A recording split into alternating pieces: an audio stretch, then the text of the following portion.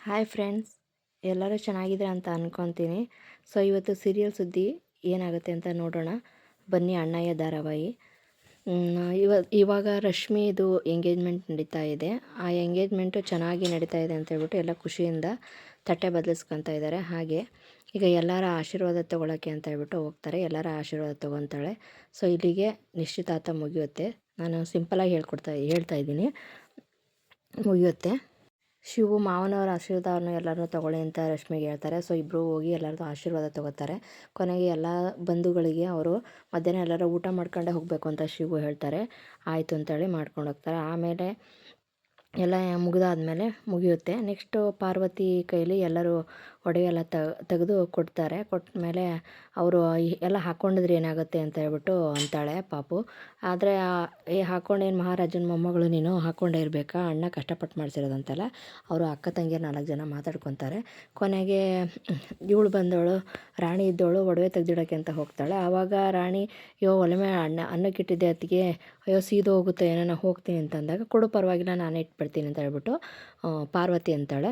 So ಅವಾಗ ಸರಿ ಅದಕ್ಕೆ ನೀವು ಗೊತ್ತಾಗಲ್ಲ ಬಿಡಿ ಅಂತ ಹೇಳ್ತಾಳೆ ಫಸ್ಟು. ಆಮೇಲೆ ಅಲ್ಲಿ ಮೇಲೆ ಪೆಟ್ಟಿಗೆಯಲ್ಲಿದೆ, ಪೆಟ್ಟಿಗೆಯಲ್ಲಿ ಹೋಗಿ ಇಟ್ಬಿಡಿ ಅಂತೇಳಿ ಪಾರ್ವತಿಗೆ ಅವಳು ಹೇಳ್ತಾಳೆ. ರಾಣಿ ಅವಾಗ ಇಡೋಕ್ಕೆ ಅಂತ ಪಾರ್ವತಿ ಹೋಗ್ತಾಳೆ. ಅಲ್ಲಿ ಹೋದಾಗ ಅವಳಿಗೆ ಆಶ್ಚರ್ಯ ಪಡುವಂತಹ ಒಂದು ಘಟನೆ ಇರುತ್ತೆ. ಏನಂತಂದರೆ, ಪಾರ್ವತಿ ಮತ್ತು ಶಿವು ಚಿಕ್ಕ ವಯಸ್ಸಿನಿಂದಲೇ ಆಟ ಆಡಿದಂಥ ಸ್ಕೆಥಾಸ್ಕೋಪು ಆ್ಯಂಡ್ ಆಮೇಲೆ ಅವ್ರು ಆಟ ಆಡಿದಂಥ ಗೆಜ್ಜೆ ಓಡಾಡಿದಂಥ ಅವಳದು, ಆಮೇಲೆ ಅವರಿಬ್ಬರು ಕೂತು ಫೋಟೋ ತೆಗೆಸ್ಕೊಂಡಿರೋದು, ದೋಣಿಯಲ್ಲಿ ಹೋಗ್ತಾ ಇರೋದು, ಎಲ್ಲ ಥರದ ಫೋಟೋಗಳು, ಅವಳು ಏನೇನು ಜುಮ್ಕಿ, ಅವಳು ಕಿವಿಯಿಂದ ಬಿದ್ದಿರೋ ಜುಮ್ಕಿ ಎಲ್ಲ ಇರುತ್ತೆ. ಅದನ್ನು ನೋಡಿಬಿಟ್ಟು ಒಂಥರ ಆಶ್ಚರ್ಯ ಆಗುತ್ತೆ ಅವಳಿಗೆ. ಏನು ನನ್ನವೆಲ್ಲ ಮಾವ ನನ್ನನ್ನೇ ಪ್ರೀತಿಸ್ತಾ ಇರೋದು ಅಂತ ಅಂದ್ಕೊಂಡಿರ್ಬೋದು ಅಂತ ನಾವು ಅಂದ್ಕೊಂಡಿದ್ದೀವಿ. ನೋಡಬೇಕೇನಾಗುತ್ತೆ ಅಂತ ನಾಳೆ. ಇನ್ನು ಅದ್ರ ಬಗ್ಗೆ ಏನೂ ಹೇಳಿಲ್ಲ. ಅಲ್ಲಿ ನೋಡಿಬಿಟ್ಟು ಅವಳು ಆಶ್ಚರ್ಯಗೊಂಡಿದ್ದಾಳೆ ಇವಾಗ. ಆಮೇಲೆ ರಶ್ಮಿ ಮದುವೆ ಆಗೋ ಹುಡುಗ ನೆಕ್ಸ್ಟು ಅಲ್ಲಿ ಮುಗಿಯುತ್ತದೆ ಪಾರ್ವತಿದು. ನೆಕ್ಸ್ಟು ರಶ್ಮಿ ಮದುವೆ ಆಗೋ ಹುಡುಗ ಮತ್ತು ಅತ್ತೆ ಮಾವ ಆಗೋವರು ಫೋನ್ ಮಾಡ್ತಾರೆ ಶಿವುಗೆ.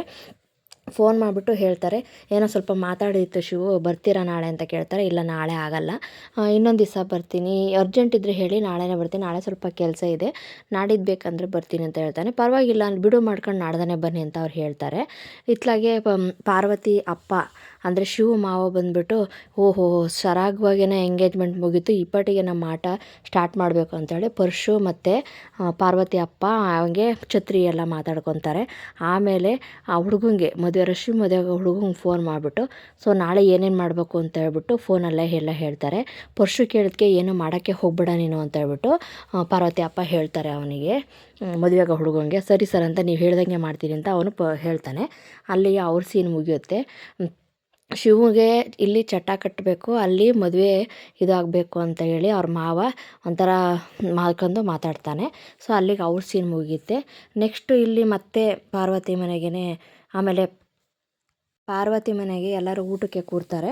ಊಟಕ್ಕೆ ಕೂತಾಗ ರಶ್ಮಿ ಬರಲ್ಲ. ಅದಕ್ಕೆ ಯಾಕೆ ಬಂದಿಲ್ಲ ಅಂತ ಹೇಳ್ಬಿಟ್ಟು ರಾಣಿನ ಶಿವು ಕೇಳ್ತಾನೆ. ಇಲ್ಲ ಅವಳು ಯಾಕೆ ಹೊಟ್ಟೆ ಹಸಿವಿಲ್ಲ ಅಂತ.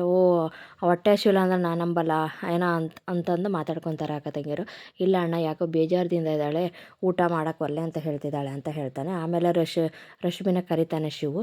ಕರೆದಾಗ ಹೇಳ್ತಾನೆ, ಏನಕ್ಕಮ್ಮ ಊಟ ಮಾಡ್ತಾಯಿಲ್ಲ, ಬಾ ಗುಂಡು ಏನಕ್ಕೆ ಹಿಂಗೆ ಮಾಡ್ತೀಯಾ ಅಂತ ಕೇಳ್ತಾರೆ. ಇಲ್ಲ ಅಣ್ಣ ಎಲ್ಲ ಅವಳು ಹಳೇದನ್ನೆಲ್ಲ ನೆನೆಸ್ಕೊತಾಳೆ. ಎಲ್ಲರೂ ದಪ್ಪ ಇದೆಯಾ ಅಂತಂದು ಅವ್ರ ಅತ್ತೆ ಮಾವ ಅಂದಿದ್ದು, ಆಮೇಲೆ ಅವನ ಫ್ರೆಂಡ್ ಅಂದಿದ್ದು ಎಲ್ಲದನ್ನೂ ಕೇಳಿಸ್ಕೊಂಡು ತೆಳ್ಳಗೆ ಆಗಲೇಬೇಕು ಅಂತ ಅಂದ್ಕೊಂಡಿದ್ದೀನಿ ಅಣ್ಣ, ಅದಕ್ಕೋಸ್ಕರ ಬೇಡ ನನಗೆ ಊಟ ಅಂತೆಲ್ಲ ಹೇಳ್ತಾಳೆ. ಸರಿ ಅಂತ ಹೇಳ್ಬಿಟ್ಟು ಸುಮ್ಮನಾಗ್ತಾರೆ. ಇಲ್ಲಿಗೆ ಇಲ್ಲಿ ಲೀಲಾ ಮಾದೇವ ಮನೆಯಲ್ಲಿ ಲೀಲಾ, ಮಾದೇವ ಮತ್ತು ಜಯಕ್ಕ 3 ಕೂತು ಮಾತಾಡ್ತಿರ್ತಾರೆ. ಆವಾಗ ಶಿವುಗೆ ಈಗ ವರದಕ್ಷಿಣೆನೇ ಇಲ್ಲ, ಸ್ವಲ್ಪ ಈಗ ಖರ್ಚಿರುತ್ತೆ, ಅದನ್ನು ನೋಡ್ಕೋಬೇಕಲ್ವ, ನನ್ನ ಕೈಲಿ ಅಮೌಂಟ್ ಕೊಟ್ಟಿದ್ದಾನೆ ಅದನ್ನೆಲ್ಲ ಕ್ಲಿಯರ್ ಮಾಡಬೇಕಲ್ವ ಅಂತೇಳಿ ಮಾತಾಡ್ಕೋತಿದ್ದಾರೆ. ಜಯಕ್ಕ, ನಾನು ಮನೇಲಿ ಬಂದು ಕೂತಿದ್ದೀನಿ, ನನ್ನ ಬಗ್ಗೆ ಯೋಚನೆ ಇಲ್ಲ, ಆ ಶಿವು ಮನೆ ಮದುವೆ ಬಗ್ಗೆನೇ ನಿಮಗೆ ಯೋಚನೆ ಅಂತ ಅಂತಾಳೆ. ಇಲ್ಲಿಗೆ ಮುಗಿಯುತ್ತೆ. ನಾನು ನೋಡಿದರೆ ಜಯಕ್ಕ ಅಂತಾಳೆ, ನಾನು ನೋಡಿದ್ರೆ ಮನೆ ಮಠ ಎಲ್ಲ ಕಳ್ಕೊಂಬಂದ್ಬಿಟ್ಟು ಅಂಗಡಿ ಕಳ್ಕೊಂಬಿಟ್ಟು ಸಿಟ್ಟಿಯಾಗಿದ್ದವಳು ಈಗ ಅಲ್ಲಿ ಬಂದಿದ್ದೀನಿ, ನನ್ನ ಬಗ್ಗೆ ಚಿಂತೆ ಇಲ್ಲ, ಅವ್ನ ಮದುವೆ ಕೂಡ ದುಡ್ಡಿನ ಬಗ್ಗೆ ಚಿಂತೆ ನಿಮಗೆ ಇಲ್ಲ ಅಕ್ಕ, ಅವನೇ ನಮ್ಮ ಕೈಲಿ ನಮ್ಮ ತಂಗಿರ ಮದುವೆ ಕೊಡು ಅಂತ ಕೊಟ್ಟಿದ್ದಾನೆ, ಅದೇ ದುಡ್ಡು ಅಂತ ಹೇಳ್ತಾಳೆ. ಆದರೂ ಅವಳು ಸಿಟ್ಟಿಂದ ಎದ್ದು ಹೋಗ್ತಾಳೆ. ಸೊ ಈ ಮನೆ ಸೀನು ಇಲ್ಲಿ ಮುಗಿಯುತ್ತೆ. ಸೊ ಇವತ್ತಿನ ಸಂಚಿಕೆ ಹೀಗಿತ್ತು.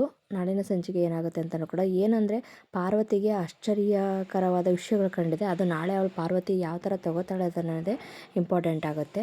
Thank you. ಇಷ್ಟವಾದಲ್ಲಿ ಲೈಕ್ ಮಾಡಿ, ಶೇರ್ ಮಾಡಿ, ಕಮೆಂಟ್ ಮಾಡಿ. Thank you friends.